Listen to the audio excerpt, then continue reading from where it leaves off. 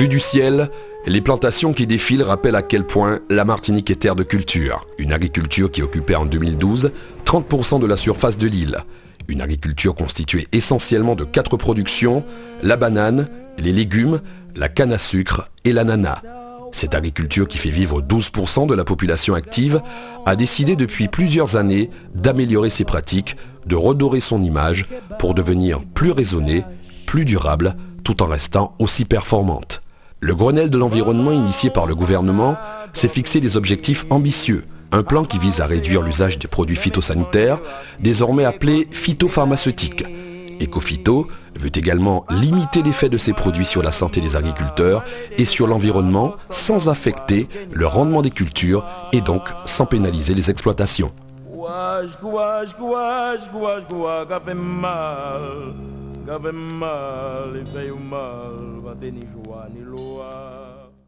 Cette démarche s'inscrit dans des actions comme la mise en œuvre de fermes défis, comme la formation certifito, passe aussi par l'expérimentation menée par les organismes et la recherche.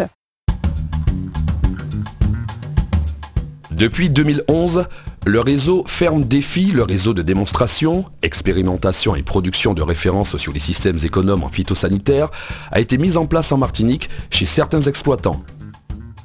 Il a pour objectif d'inciter les agriculteurs à utiliser des itinéraires techniques moins consommateurs de produits phytopharmaceutiques, tout en luttant efficacement contre les maladies. Cette démarche a également pour but le développement des changements de pratiques de manière globale. Au niveau des pratiques, donc de plus en plus les agriculteurs essaient de s'orienter vers d'autres méthodes, comme le système de les rotations qui vont permettre de casser le cycle des ravageurs, l'essai de nouvelles variétés résistantes justement. Ils vont utiliser aussi d'autres pratiques, des pratiques mécaniques au niveau du désherbage ou alors au niveau du désherbage manuel. Ils vont revoir leurs itinéraires techniques pour pouvoir justement utiliser moins de produits phytosanitaires. Aujourd'hui, grâce aux organismes de recherche et à la volonté des institutions, vous, les exploitants agricoles, vous disposez de solutions alternatives vous permettant de réduire ou encore de retarder l'utilisation des produits phytosanitaires. Rotation culturale, plantes de service, cohabitation d'élevage et de verger, ou encore l'apport d'organismes auxiliaires sont des méthodes qui permettent aujourd'hui d'avoir de vrais résultats dans la lutte naturelle contre les parasites. On va jouer sur la succession de cultures qui ont des gammes de parasites différents. Quand vous plantez de la canne à sucre pendant 5 ans, vous éliminez les parasites du sol qui s'attaquent au bananier et en même temps, inversement, le bananier va éliminer les parasites du sol qui s'attaquent à la canne à sucre puisque ces deux cultures ont des cortèges de parasites qui sont totalement disjoints, qui sont complètement différents. Et on n'a pas de parasites qui s'attaquent aux deux en même temps en Martinique. Dans le nord de la Martinique, territoire de la banane, les plantes de service ou encore les plantes de couverture telles que la crotalaire, comme ici à Basse-Pointe, neutralisent efficacement les mauvaises herbes. Les plantes de service, comme leur nom l'indique, nous apportent un grand nombre de bénéfices. Elles vont par exemple pouvoir couvrir le sol et empêcher aux mauvaises herbes de se développer. Et on va donc réduire l'utilisation des herbicides. Elles vont contrôler également les pathogènes du sol. Elles vont permettre aussi d'apporter une meilleure fertilité des sols via leurs racines et également d'apporter des éléments nutritifs. Là, on est dans le volet fertilisation. Et puis, elles permettent également de favoriser la biodiversité.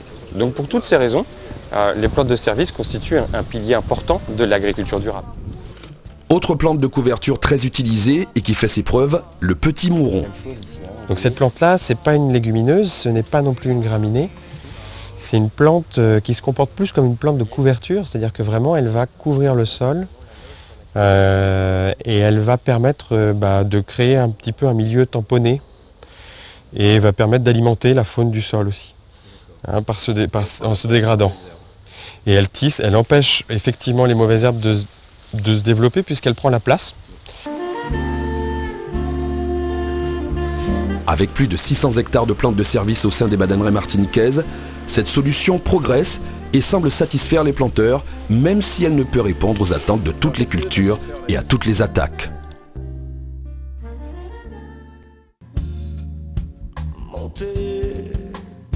À l'instar de la banane et de l'igname, la réduction des traitements phytopharmaceutiques peut emprunter un tout autre chemin, celui de la sélection variétale. Ici, à Chopot-au-François, la Chambre d'agriculture étudie l'évolution de plusieurs variétés d'igname créées par le CIRAD et l'INRA pour lutter contre l'anthracnose, tout en présentant de réelles possibilités de rendement. Depuis plusieurs années, le groupement des producteurs de la banane évalue de son côté de nouvelles espèces de bananes créées pour remplacer la Cavendish, actuellement menacée par la cercosporiose.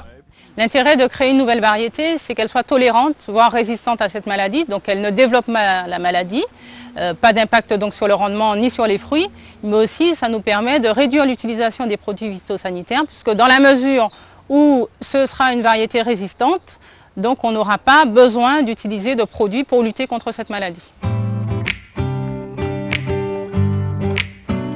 À son niveau aussi, la Chambre d'agriculture participe à l'objectif fixé par Ecophyto, en mettant à la disposition des exploitants le BSV, le bulletin de santé du végétal. Le bulletin de santé du végétal est une aide à la décision à destination de l'agriculteur. On y trouve des informations, un suivi des adventices, des ravageurs et des maladies présentes sur les cultures suivies. Il y a différentes cultures qui sont suivies, notamment les agrumes, les cucurbitacées, le melon et d'autres cultures, l'igname. Et concrètement, ils y trouvent des informations sur le taux d'infestation en fonction des analyses qui sont faites sur le terrain. Toujours dans le souci d'une bonne pratique, vous devez connaître et repérer les produits que vous souhaitez utiliser.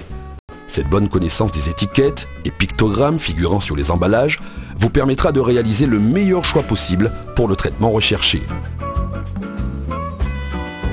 Règle numéro 1, tous les produits utilisés doivent être homologués, c'est-à-dire qu'ils doivent avoir reçu une autorisation de mise sur le marché, AMM, et donc être conformes à la réglementation en vigueur.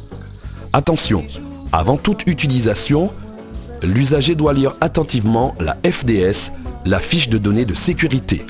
En 2, sur les étiquettes doivent figurer toutes les mentions de sécurité et l'information sur l'utilisation du produit. En 3, avant utilisation de la bouillie, vous devez vous assurer d'avoir respecté les doses ainsi que sa destination. Important, entre deux produits, il faut toujours choisir celui qui est le moins dangereux en lisant attentivement les étiquettes.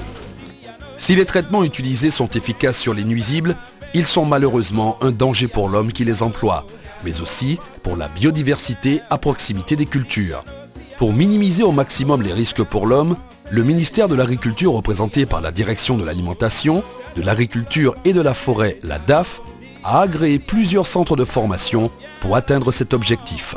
Sur le terrain, la Chambre d'agriculture met en œuvre, avec la Direction des risques professionnels de la Caisse générale de sécurité sociale de la Martinique, une formation Certifito obligatoire. Elle est destinée à tous ceux qui travaillent avec les produits phytopharmaceutiques, quel que soit leur statut ou leur secteur d'activité.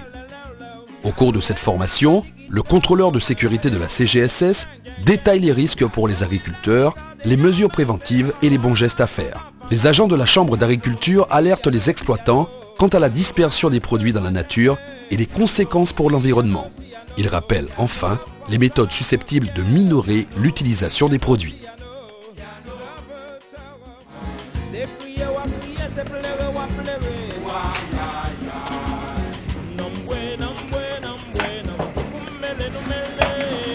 Bonjour. Ça va? Entre, je t'en prie. Les agriculteurs et leurs ouvriers sont incités à faire le point sur leur santé, par le biais notamment d'une visite médicale auprès d'un généraliste ou des organismes de médecine du travail. Cet entretien avec le médecin révèle souvent l'écart qu'il y a entre le discours et les actes. Si la plupart des agriculteurs affirment connaître les dangers de l'utilisation des produits phytosanitaires pour leur santé, ils ont du mal à changer leurs pratiques à risque.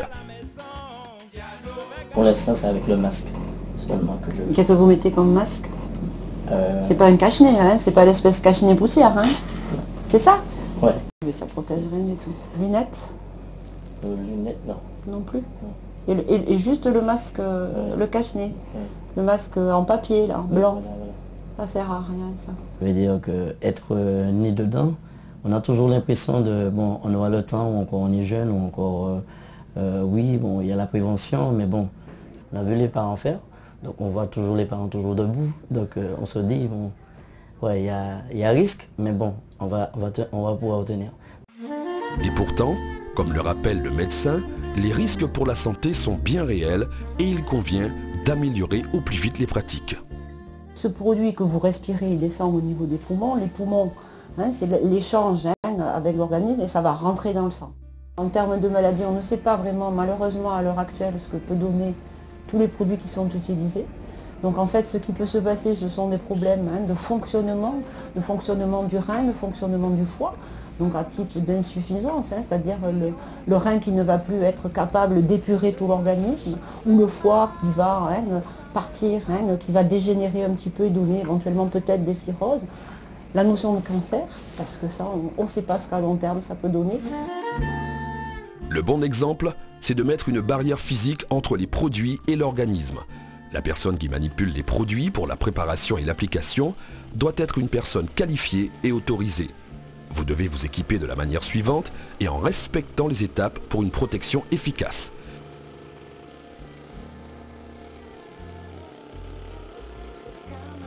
Étape 1, enfiler la combinaison EPI, l'équipement de protection individuelle du type 3 ou 4, en remontant aux 3/4 la fermeture éclair.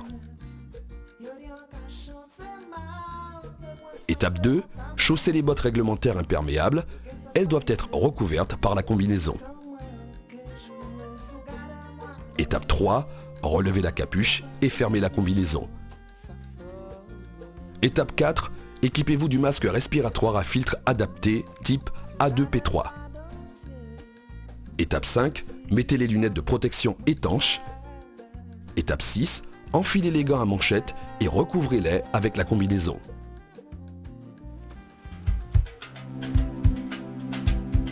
Sous notre climat tropical, l'application des traitements est une véritable épreuve physique qui provoque malheureusement trop souvent le non-respect des règles.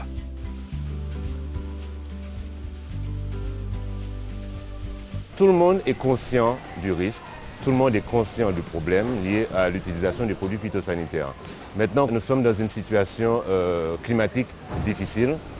Il faut qu'on arrive à faire que ces traitements se fassent vraiment dans les heures fraîches de la journée et essayer de suivre l'évolution de la technique et pourquoi pas nous-mêmes faire évoluer cette technique de telle sorte que nos salariés, que nos applicateurs puissent avoir des équipements adaptés à la situation à notre situation géographique. Généralement, l'applicateur connaît les mesures à prendre pour se protéger. Nous sommes dans des conditions climatiques difficiles. À un certain moment, il a du mal à maintenir son équipement de protection individuelle, son masque, etc. Tout ce qui est nécessaire qui le protège justement contre le risque. Donc nous sommes là pour rappeler les bonnes pratiques à avoir lors de l'utilisation des produits phytosanitaires. Des précautions sont à prendre également après le traitement.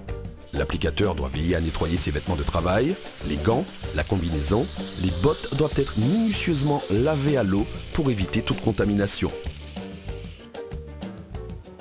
Un bon stockage permet également de limiter les risques. Selon les exploitations, vous devez disposer d'un local ou d'une armoire sécurisée et ventilée. Voilà le type d'armoire idéal pour conserver et enfermer les produits phytosanitaires. En effet, ces produits dangereux pour l'homme et l'environnement ne doivent pas être accessibles de tous. Sur cette armoire doit figurer de manière lisible des panneaux mettant en garde contre la dangerosité des produits stockés à l'intérieur et sur les bonnes pratiques. Par ailleurs, les articles doivent être rangés par famille et niveau de dangerosité. Le local doit disposer d'eau à proximité, de sable et d'un extincteur adapté.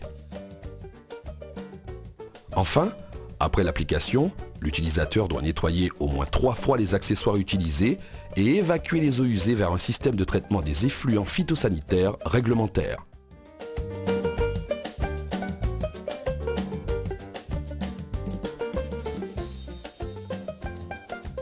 La réussite du plan Ecophyto dépend de vous.